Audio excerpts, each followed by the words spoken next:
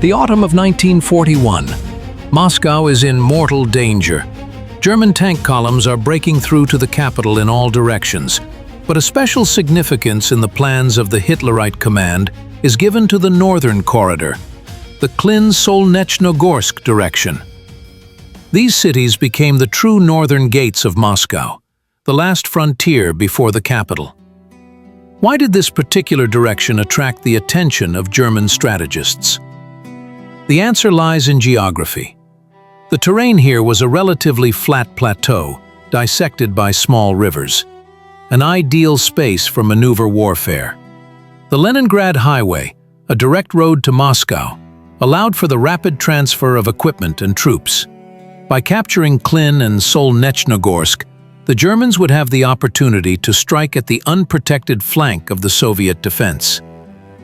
On the map, this section looked like an ideal corridor for a breakthrough, the shortest path to the northern outskirts of the capital. The German command calculated that it was here that they would be able to breach the Soviet defenses and break into Moscow before the onset of harsh winter frosts. The northern approaches to Moscow represented a unique strategic nexus, where nature and human engineering created a complex system of natural and artificial obstacles.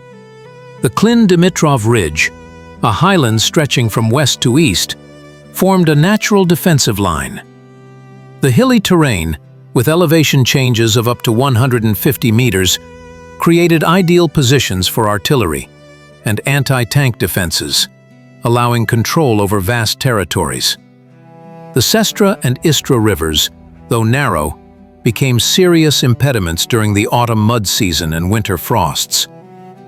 Their winding courses, steep banks, and swampy floodplains hampered the movement of heavy equipment. Soviet commands skillfully utilized these water obstacles, establishing defensive strongholds on them and mining the approaches. However, the main artery of the region remained the Leningrad Highway, a direct road connecting the northwestern territories with the capital. This route held strategic importance, not only as a transport corridor, but also as a landmark for advancing German troops. Villages and small towns were situated on both sides of the highway, transformed into strongholds by the defenders. The German command fully understood the significance of this direction. By capturing Klin and Solnechnogorsk, the Wehrmacht gained the opportunity to launch an offensive in two directions simultaneously. To continue moving directly towards Moscow along the Leningrad Highway, and at the same time deliver a flanking blow in an easterly direction, threatening to encircle the capital from the north. For the Soviet side, defending this sector was a critically important task. The loss of the northern direction would open the shortest path to the capital for the enemy.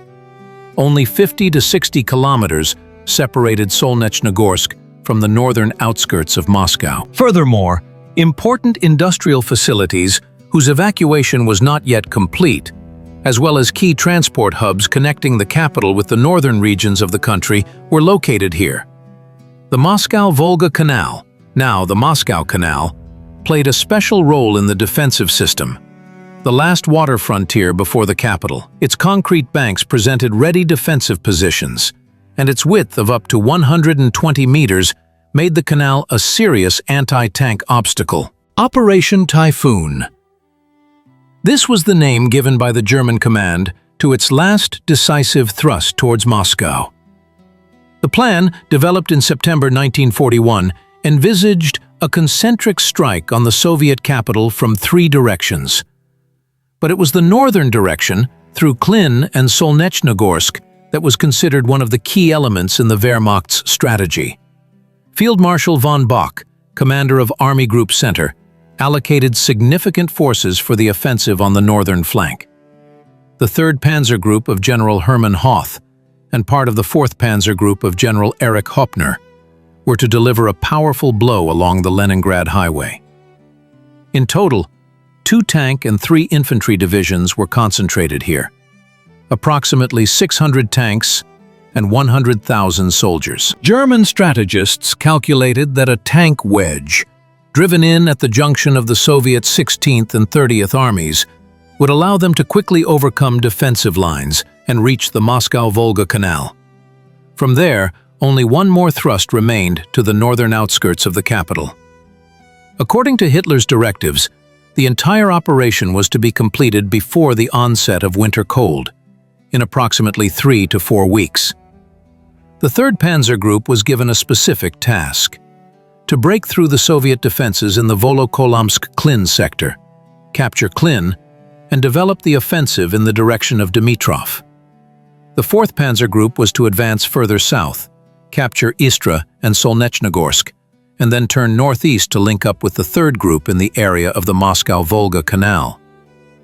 The German command attached particular importance to the speed of the operation. Orders constantly emphasized that tank formations should not get involved in protracted battles for populated areas, but should strive for deep breakthroughs and envelopments. Infantry divisions were assigned the role of consolidating captured lines and destroying encircled Soviet units. The Wehrmacht counted on the psychological effect of a rapid advance towards Moscow. German intelligence reported on the weakness of Soviet reserves and the unpreparedness of defensive lines on the northern approaches to the capital. Hitler was confident that the fall of Klin and Solnechnogorsk would cause panic among the defenders of Moscow and hasten the capitulation of the Soviet government. By November 1941, the defensive system on the northern approaches to Moscow constituted a heterogeneous line of fortifications. The main line ran along the Lama and Sestra rivers, where engineering troops had created anti-tank ditches, minefields, and firing points. However, the density of fortifications remained insufficient, a consequence of the lack of time and materials. Many pillboxes were unfinished, and anti-tank obstacles did not form a continuous line. The defense of the northern sector was held by the 16th Army under the command of Lieutenant General Konstantin Konstantinovich Rokossovsky. The army occupied a front stretching approximately 100 kilometers, from the Volga Reservoir to the area west of Volokolamsk. Such an extended defense created dangerous sections with low troop density. Just 2 to 3 kilometers per battalion instead of the normative 1 kilometer. At the start of the German offensive, the 16th Army comprised approximately 70,000 men, 120 tanks, and 400 artillery pieces. On paper, the numbers looked impressive, but the reality was different. Many divisions had only 50 to 60% of their authorized strength after previous battles. The tank fleet consisted predominantly of light vehicles, incapable of resisting German medium and heavy tanks. The problem of anti-tank artillery was particularly acute. 45mm caliber guns were catastrophically scarce, and those available often proved ineffective against the latest German tanks. A shortage of ammunition forced commanders to limit fire even in critical situations. Some sectors had only 1.5 to 2 ammunition loads per gun. The supply of troops was complicated by the destroyed transport infrastructure and autumn mud. Washed-out roads turned into impassable swamps. Trucks got stuck in the mud. Supply was often carried out by horse-drawn carts, and sometimes ammunition and food were delivered to the front line by foot porters. Despite all the difficulties, the morale of the troops remained high. Soldiers and officers understood that Moscow was behind them. There was nowhere left to retreat. Rokossovsky managed to create an effective command system, establishing communication between disparate units and organizing mobile reserves to counter possible enemy breakthroughs. Anti-tank strongholds, created in tank-dangerous directions, became an important element of the defense. Each such strongpoint concentrated several anti-tank guns, machine gun nests, and rifle units.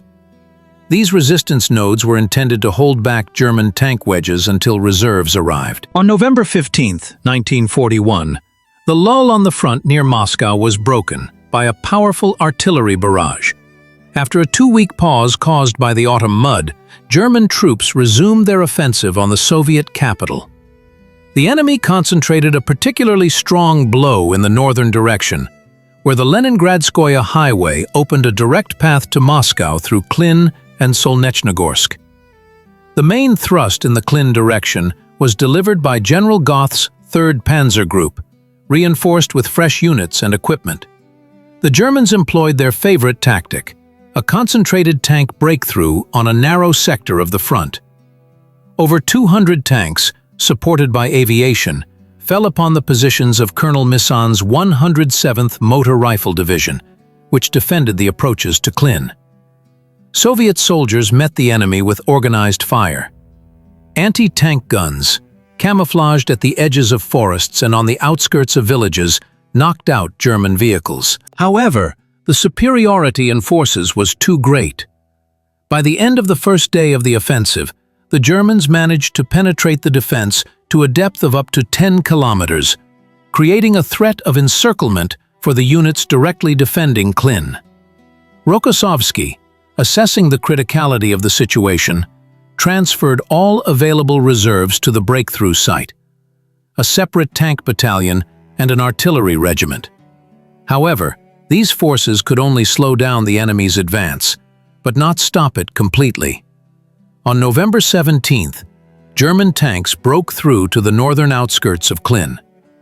The city, which had important transport significance as a road hub and railway station, found itself under direct threat.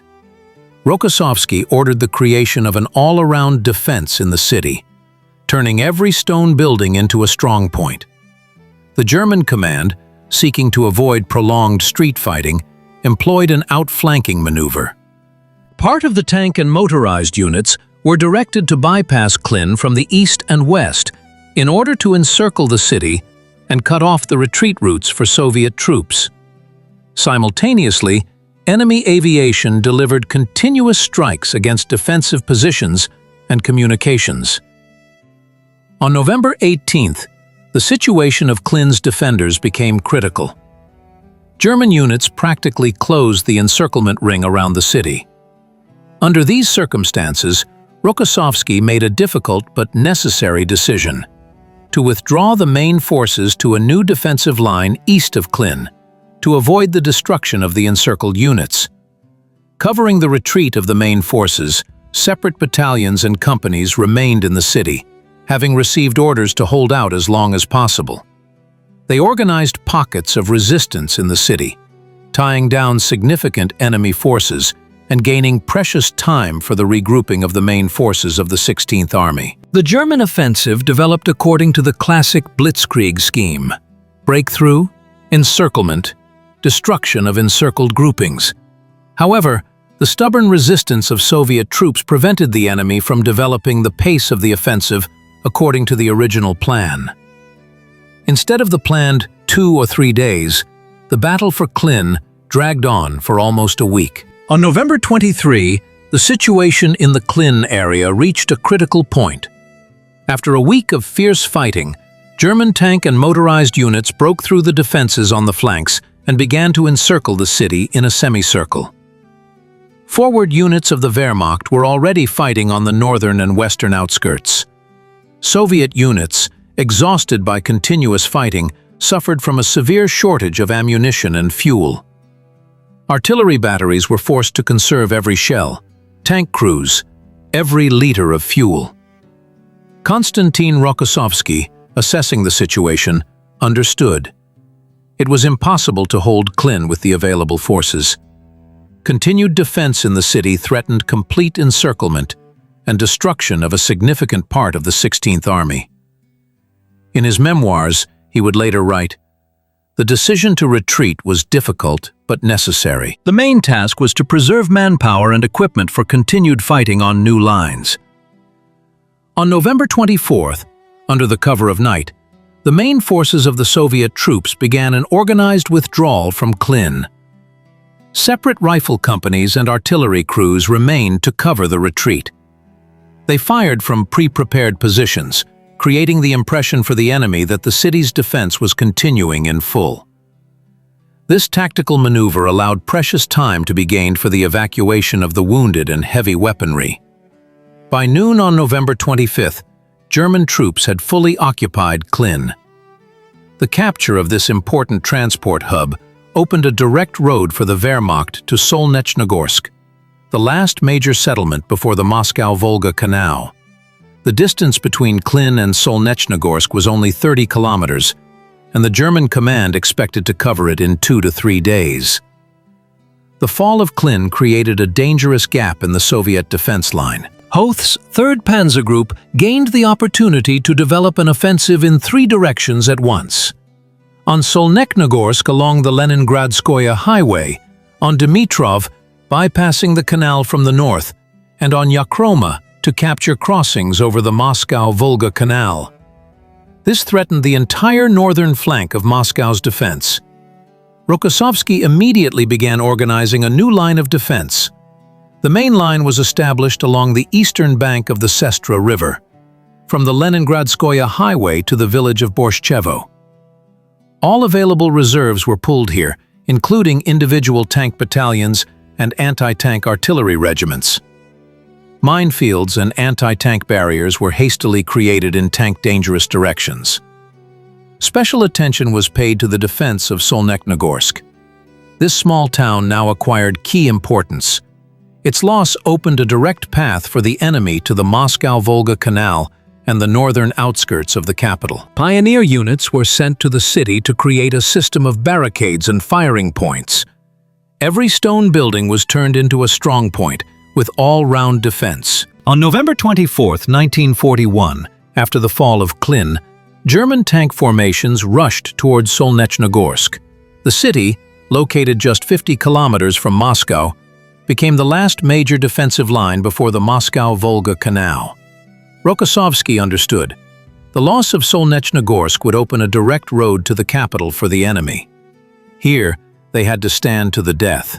Defending the city were the remnants of the 107th and 108th Rifle Divisions, as well as the 9th Guards Rifle Division, transferred from other sectors of the front, under the command of Major General Afanasy Beloborodov. This division, formed from Siberians, had previously gained fame as the 316th Rifle Division in battles near Volokolamsk, where the legendary Panfilovtsi fought. Beloborodov deployed his regiments on the Istra River line, organizing a system of strongholds in the villages of Baranchevo, Zhilino, and Matushkino. Special attention was paid to anti-tank defense. All available anti-tank guns were concentrated in tank-vulnerable areas, and groups of tank destroyers with grenades and Molotov cocktails were formed. On November 25th, German tanks reached the outskirts of Solnechnogorsk. The enemy's vanguard consisted of about 70 vehicles with infantry armed with submachine guns. Soviet artillery met them with organized fire. The crews of 45mm guns fired direct fire, aiming to hit the tracks and sides of German tanks. In the first hours of the battle, the defenders managed to knock out 14 enemy vehicles, but the rest broke into the city. Fierce street fighting began. Every house, every intersection became a stronghold. Particularly stubborn resistance was offered by the soldiers of Captain Yelin's battalion, entrenched in brick buildings in the city center. They repelled 7 enemy attacks, destroying 3 tanks and about a company of infantry. Understanding that frontal assaults led to heavy losses, the German command again resorted to flanking maneuvers. Some tank and motorized units were sent to bypass Solnechnogorsk from the east and west. By the evening of November 26th, the Germans managed to cut the Leningrad Highway south of the city, posing a threat of encirclement to the entire group of defenders. Rokossovsky, assessing the criticality of the situation, ordered a counterattack by the fresh 108th Tank Brigade of Colonel Ivanov. 27 T-34 tanks, supported by a motorized rifle battalion, attacked the German wedge that had penetrated south of Solnechnogorsk. In a fierce head-on tank battle, Soviet tank crews destroyed 11 German vehicles and pushed the enemy back 2 kilometers, temporarily regaining control of the highway. This counterattack allowed the main forces of the defenders to avoid encirclement, but holding Solnechnogorsk was no longer possible. On November 29th, after 3 days of stubborn fighting, Soviet troops withdrew to a new defensive line 5 to 7 kilometers south of the city. Now, the only remaining barrier before the Germans was the Moscow-Volga Canal. The fall of Solnechnogorsk on November 29th created a critical situation on the entire northern flank of Moscow's defense. German tank divisions found themselves just 35 kilometers from the outskirts of the capital. The path to the Moscow-Volga Canal, the last water barrier before the city, was practically open. The High Command assessed the situation as extremely dangerous. In the first days of December, the enemy continued to develop its offensive.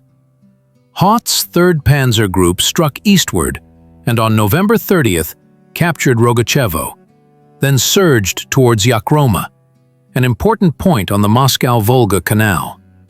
If the Germans had managed to force the canal, they could have bypassed Moscow from the north and northeast, creating a threat of complete encirclement of the capital. Rokossovsky, understanding the scale of the threat, took urgent measures to stabilize the front. The remnants of the divisions that had retreated from Solnechnogorsk took up defensive positions along Pyatnitskoy Highway. The last reserves, individual tank companies and marine battalions transferred from Moscow, were thrown into areas of possible breakthroughs. On December 1st, German tanks broke through to the Moscow-Volga Canal near Yakroma. Having seized a bridgehead on the eastern bank, the enemy created a real threat of a deep envelopment of Moscow from the north. This was the moment of gravest danger. Advanced German units were only 25 kilometers from Dmitrov and 35 kilometers from the northern outskirts of the capital.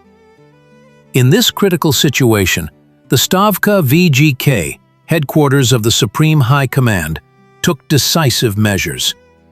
By Stalin's personal order, fresh formations from the Stavka Reserve, General Kuznetsov's 1st Shock Army, and General Vlasov's 20th Army were urgently transferred to the northern flank. These armies, which included full-blooded Siberian and Far Eastern divisions, were not only to stop the enemy, but also to prepare a counterattack. At the same time, Rokossovsky was given 2 tank brigades and 3 artillery regiments of the RGK, Reserve of the High Command. This allowed for the creation of strong anti-tank strongholds in the most dangerous directions and the organization of mobile reserves to parry breakthroughs. On December 2nd and 3rd, a turning point occurred. Exhausted by previous battles, German units began to lose the tempo of their offensive. The fatigue of personnel, stretched communications, and harsh winter conditions, the temperature dropped to 25 degrees below zero, took their toll. German equipment, not adapted to such cold, began to break down. Tanks and vehicles wouldn't start, weapons failed, and soldiers suffered from frostbite. Soviet troops, on the contrary, used the winter conditions to their advantage. Ski battalions conducted raids behind enemy lines, disrupting supply and communication. Artillery, well acquainted with the terrain, delivered accurate strikes against concentrations of enemy equipment. By December 5th, the enemy's offensive in the northern direction finally ran out of steam. The Stavka VGK, assessing the change in the situation, began preparations for a counteroffensive. The troops were tasked not just with stopping the enemy, but with driving him away from Moscow, eliminating the threat to the capital. To this end, a large-scale regrouping of forces was carried out. Reserves were brought up, and ammunition and fuel were accumulated. The Moscow-Volga Canal became the last line of defense before the capital. Its concrete banks, up to 10 meters high, and a channel width of over 100 meters, turned the canal into a serious obstacle even for tanks. Soviet command transformed the canal's eastern bank into a true fortress. Up to 20 firing points were established every kilometer of defense, and multi-layered minefields and anti-tank barriers made of concrete pyramids and metal hedgehogs were created. On December 1st, advanced units of the German 3rd Panzer Group reached the canal near Yakroma. After a brief artillery preparation, the enemy attempted to cross the water barrier. Using inflatable boats and pontoons, German sappers, under the cover of mortar and machine gun fire, began the crossing. In some places, The ice on the canal was already strong enough to support the weight of infantrymen. The defenders of the canal, soldiers of General Katukov's 101st Tank Division and sailors of a separate naval rifle brigade, met the enemy with a hail of fire. Machine guns and mortars pounded enemy concentrations on the western bank, while artillery destroyed pontoons and crossings. Yet, in some sections, the Germans managed to establish a foothold on the eastern bank. Near Yakroma, the enemy managed to transport up to a battalion of infantry and several light tanks across the canal. Having established a bridgehead up to 3 kilometers deep, the Germans threatened a breakthrough in the direction of Dimitrov. This was the moment of highest tension in the battle. The enemy was only 30 kilometers from the northern outskirts of Moscow.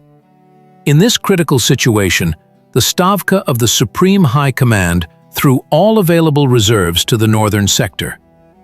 General Kuznetsov's fresh 1st Shock Army was transferred to reinforce Rokossovsky's troops. Its divisions, formed in Siberia and the Urals, were fully equipped and had combat experience. The soldiers, accustomed to harsh winter conditions, operated confidently, even in 30-degree frost. On December 2nd, units of the 1st Shock Army launched a counterattack against the German bridgehead near Yakroma. In a fierce battle, Soviet troops pushed the enemy back to the canal and then completely eliminated the crossing. The German attempt to cross the Moscow-Volga Canal ended in failure. Simultaneously with the battles near Yakroma, a critical situation developed in other sectors of the front.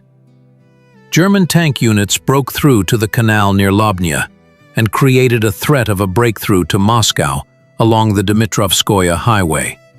Here, the defense was held by units of General Vlasov's 20th Army, reinforced by separate tank brigades.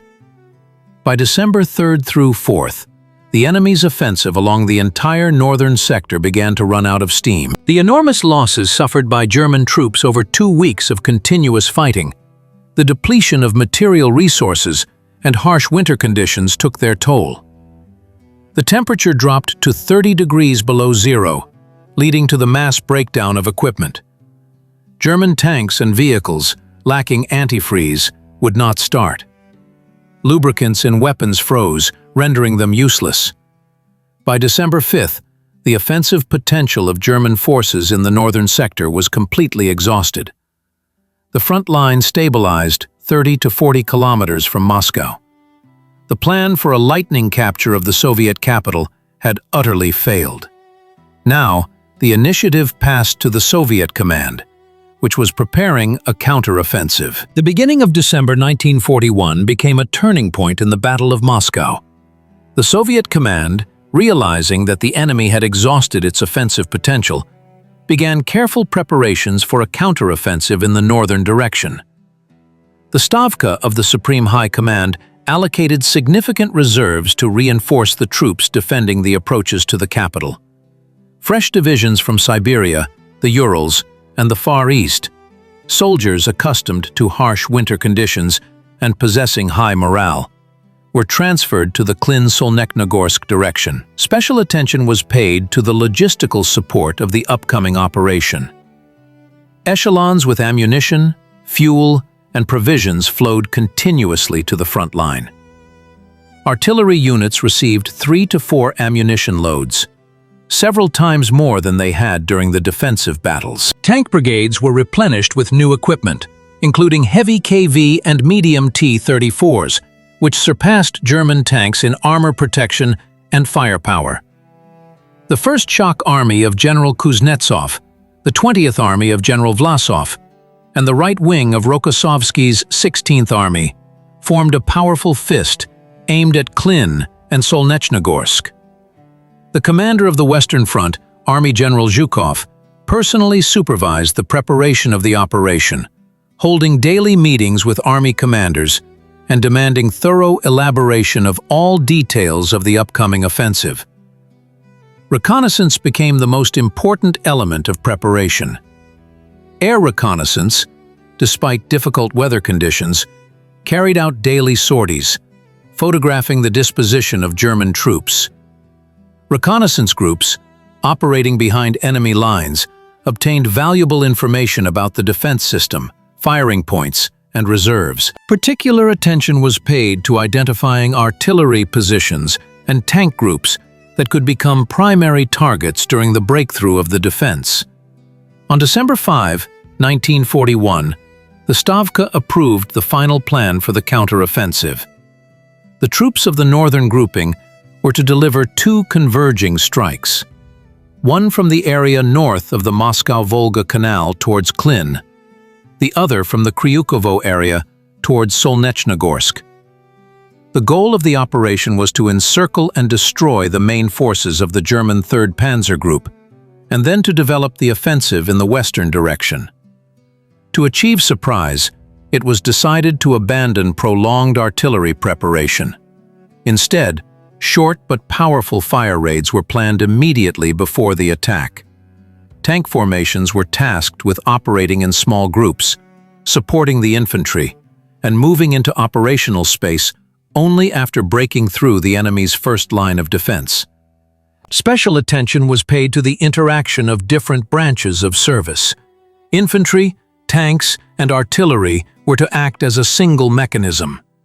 Commanders of all levels practiced the order of interaction, communication systems, and identification signals on maps and terrain models. Squadrons of IL-2 attack aircraft and fighters were allocated for air support. They were not only to strike the enemy, but also to provide cover for the advancing troops from air attacks. By December 6th, all preparations were complete. The troops took up their initial positions for the offensive. The moment had come when the initiative in the Battle of Moscow was to pass to the Red Army. At 5:30 a.m. on December 6, 1941, the roar of Soviet artillery shattered the silence of the frosty dawn.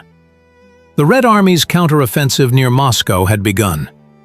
On the northern flank, the main thrust was delivered by General Kuznetsov's 1st Shock Army, reinforced with tank and artillery units. Its objective was the liberation of Solnechnogorsk, a key point on the way to Klin. The German command was caught by surprise. The enemy did not expect that Soviet troops, who had just repelled desperate Wehrmacht attacks, would be able to launch an offensive in such a short time. Severe frosts, reaching 30 degrees below zero, became allies of the Soviet soldiers, accustomed to the harsh climate, and enemies of the Germans, whose equipment failed and personnel suffered from frostbite. The first day of the offensive brought limited but important successes. Units of the 1st Shock Army broke through the enemy's forward defense line and advanced 3 to 4 kilometers. Colonel Bogdanov's 71st Rifle Brigade operated particularly successfully. Its soldiers, using skis, performed an outflanking maneuver through the forests and attacked German positions from the flank, sowing panic in the enemy's ranks.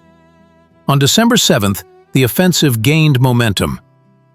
General Vlasov's 20th Army, striking from the Kryukovo area in the direction of Solnechnogorsk, joined the actions of the 1st Shock Army. The Germans attempted to organize counterattacks, throwing the remnants of their tank units into battle, but without success. Soviet artillery, which had pre-registered all important lines, delivered precise strikes, destroying enemy armored vehicles. On December 8th, Rokossovsky's 16th Army also launched an offensive. Its units, operating along the Leningrad Highway, delivered a frontal assault on Solnechnogorsk, while formations of the 1st Shock and 20th Armies enveloped the city from the flanks. The German command, realizing the threat of encirclement, hastily began to redeploy reserves to hold this important communications hub. On December 9th, Soviet troops reached the immediate approaches to Solnechnogorsk. The Germans had turned the city into a powerful stronghold. Every stone building was adapted for defense. Anti-tank guns were installed at intersections, and the approaches to the city were mined. Rokossovsky, commander of the 16th Army, decided not to storm the city head-on, but to envelop it from the flanks, cutting off the enemy's escape routes. On December 10th, tank units of the 35th Separate Tank Brigade executed a deep outflanking maneuver of Solnechnogorsk from the west and reached the Leningrad Highway south of the city. Simultaneously, units of the 1st Shock Army enveloped the city from the east. The German garrison found itself semi-encircled. Realizing the hopelessness of the situation, the German command ordered a retreat, seeking to avoid complete encirclement. On December 11, 1941, Soviet troops liberated Solnechnogorsk. Units of the 16th Army entered the city from the north, pursuing the retreating enemy. Scattered skirmishes with German rearguards still continued in the streets, but the outcome of the battle was already decided. By noon, the red flag once again waved over the city council building. On December 12, 1941, after the liberation of Solnechnogorsk, the Soviet command immediately began to develop the offensive. The main goal was Klin, a vital transport hub and a powerful stronghold of the German defense. The capture of this city would mean not just the liberation of another populated area, but a strategic turning point in the entire battle for the northern approaches to Moscow. Several roads converged in Klin, including the Leningrad Highway, which made the city a key logistical center for the German grouping. The commander of the Western Front, Army General Zhukov, set a clear task: to encircle and destroy the enemy's Klin grouping, preventing it from retreating to pre-prepared lines.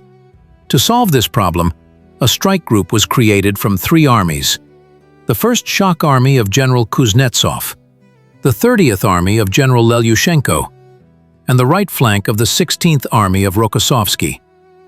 Tank and mechanized units were to play the main role in the operation. The 24th and 29th Tank Brigades were tasked with bypassing Klin from the north and northwest, cutting off the enemy's escape routes to Tereyeva-Sloboda. The 35th Tank Brigade was to strike from the south, bypassing the city. The plan of the operation was a classic double envelopment.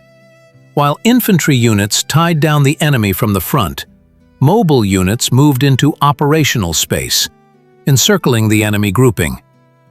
On December 13, Soviet troops launched a decisive offensive on Klin. The Germans, understanding the strategic importance of the city, concentrated significant forces here, up to 2 infantry and 1 tank division. The city was turned into a real fortress. Anti-tank areas with artillery and minefields were created on the outskirts, and strongholds in stone buildings in the center. The approaches to the city were swept by crossfire. The first to break through to Klin were the tankmen of the 24th Tank Brigade of Colonel Efimov. Having made a 40-kilometer march along snow-covered country roads, they reached the northern outskirts of the city. At the same time, parts of the 30th Army attacked the city from the east. The Germans resisted desperately, throwing all available reserves, including a battalion of heavy tanks, into counterattacks. A fierce tank battle unfolded in the area of the village of Borisovo.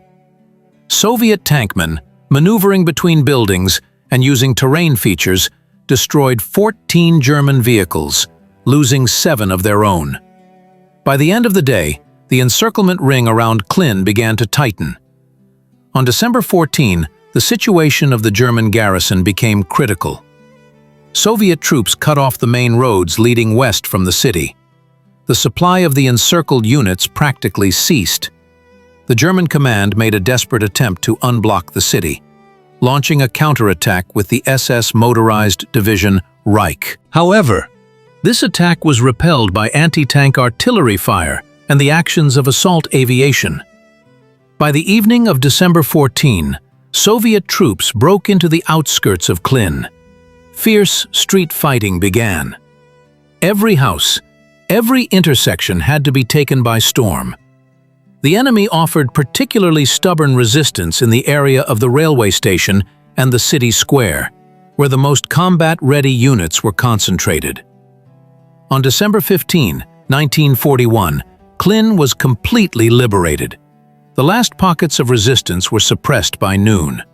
The Soviet flag was raised over the city again. more than 3,000 German soldiers and officers were captured.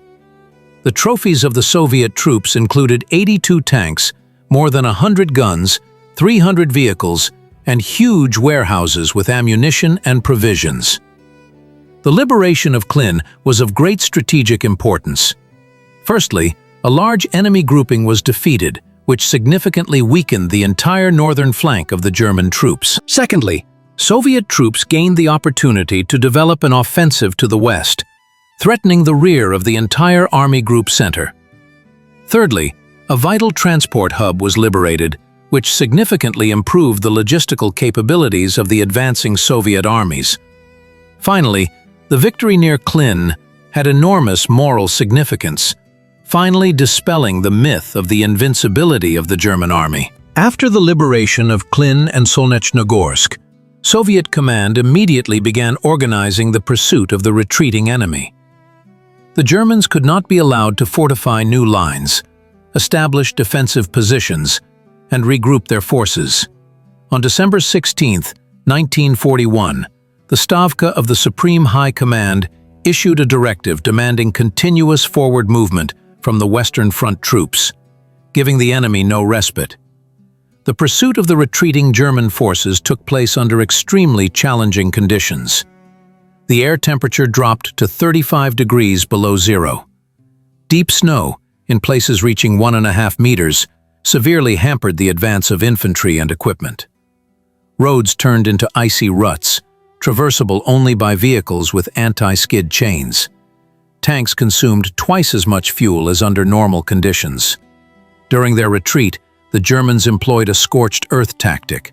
All bridges were blown up, roads mined, and settlements reduced to ashes. At crossroads and narrow sections of roads, the enemy left well-armed rearguards who engaged in stubborn battles, delaying the Soviet advance. For effective pursuit, the command of the 16th Army created special advanced detachments. These included ski battalions, reinforced with anti-tank guns, mortars, and sappers. These mobile groups bypassed enemy strongholds through forests and fields, reached the Germans' retreat routes, set up ambushes, and conducted sudden raids. Particularly successful was the advanced detachment commanded by Major Dovator. His skiers, after a 50-kilometer march across snow-covered virgin territory, reached the rear of a retreating German column near the village of Petrovskoye. The sudden attack sowed panic among the enemy. As a result, 23 vehicles with ammunition and provisions were captured. 4 tanks and up to a company of infantry were destroyed. A serious problem during the pursuit was the supply of the advancing troops. Destroyed roads and bridges severely hampered the delivery of ammunition, fuel, and provisions. Tanks and vehicles often stopped due to lack of fuel. Artillery lagged behind, unable to keep pace with the rapidly advancing infantry. This slowed the tempo of the offensive and allowed the enemy to withdraw in an organized manner to new lines. Despite all difficulties, by December 20th, Soviet troops had advanced 50 to 70 kilometers westward. Dozens of settlements were liberated, including Istra, Volokolamsk, and Vysokovsk. German forces were pushed back from Moscow to a distance that precluded the possibility of artillery shelling of the capital. The first phase of the counter-offensive in the northern direction concluded with impressive results. 6 infantry, 2 tank, and 1 motorized enemy divisions were routed.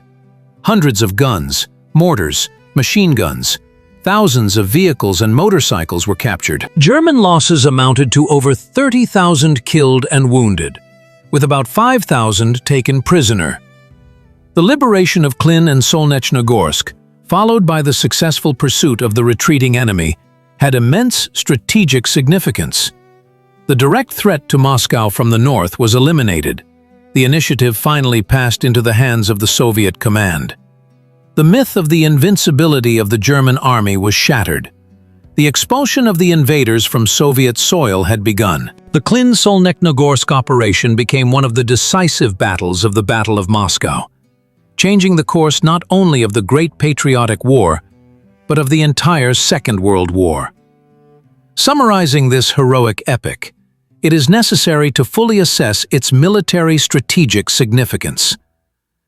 During the defensive phase, despite the temporary loss of Klin and Solnechnogorsk, Soviet troops wore down the enemy's Udarnie Grupperovki, strike groups, gained precious time to prepare a counterattack, and thwarted plans for a lightning capture of the capital. Rokossovsky's 16th Army, fighting under the most difficult conditions, managed to avoid encirclement and maintain combat effectiveness. The offensive phase of the operation, which began on December 6th, led to the complete liberation of Solnechnogorsk on December 11th and Klin on December 15th. In 10 days, Soviet troops advanced 50 to 70 kilometers, pushing the enemy away from Moscow to a safe distance. The losses of German troops in the Klin-Solnechnogorsk operation were enormous. About 35,000 soldiers and officers killed and wounded, over 5,000 captured. The enemy lost more than 200 tanks, 300 artillery pieces, thousands of vehicles, and a huge amount of other military equipment. 6 infantry divisions, 2 tank divisions, and 1 motorized division, elite formations of the Wehrmacht, were routed. Soviet troops captured rich trophies: 82 serviceable tanks, 124 artillery pieces, 345 vehicles, and 42 warehouses with ammunition, fuel, and provisions. These resources were immediately used to continue the offensive. The Klin-Solnechnogorsk operation had strategic significance in the context of the entire Battle of Moscow. Firstly, the immediate threat to the capital from the northern direction was eliminated. Secondly, the rout of Hoth's 3rd Panzer Group disrupted the entire German defense system on the northern flank of Army Group Center. Thirdly, Soviet troops gained the opportunity to develop the offensive westward, threatening to encircle the entire central grouping of the enemy. This victory was the Red Army's first major success in the war, having international resonance. It dispelled the myth of the invincibility of the German war machine and demonstrated to the whole world that the Soviet Union was not only capable of withstanding, but also of inflicting crushing blows on the Wehrmacht. The Klin-Solnechnogorsk operation marked the final collapse of the Blitzkrieg strategy. The Hitlerite command was forced to go on the defensive along the entire Eastern Front and begin transferring additional divisions from Western Europe, which significantly changed the overall strategic situation in the World War. The Klin-Solnechnogorsk operation became a turning point in the history of the Great Patriotic War, leaving a deep mark on military science and the collective memory of the nation. For the Soviet command, it served as an invaluable source of tactical and strategic lessons. For the first time in the war, an operation to encircle and destroy a large enemy grouping in winter conditions was successfully carried out. Commanders of all levels gained practical experience in organizing an offensive in severe frosts, deep snow cover, and short daylight hours. The experience of using tank formations in the winter campaign proved especially important. Soviet tankers learned to maneuver effectively on snowy terrain, using terrain features for stealthy approaches to the enemy. Methods for overcoming anti-tank obstacles and forcing frozen water barriers were honed. This experience was subsequently systematized and implemented into the combat training of all tank units of the Red Army. The German command also learned bitter lessons from the defeat near Moscow.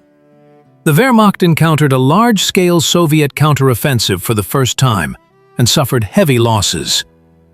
The Blitzkrieg strategy, the lightning war on which Hitler had staked, was finally buried. The Germans were forced to admit that they were not prepared for conducting combat operations in harsh winter conditions.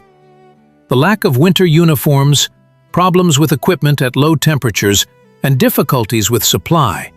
All these factors led to catastrophic consequences for the German army. The victory in the Klin-Solnechnogorsk operation was of immense importance for the further course of the war. It not only pushed the enemy away from Moscow, but also undermined the morale of the German troops.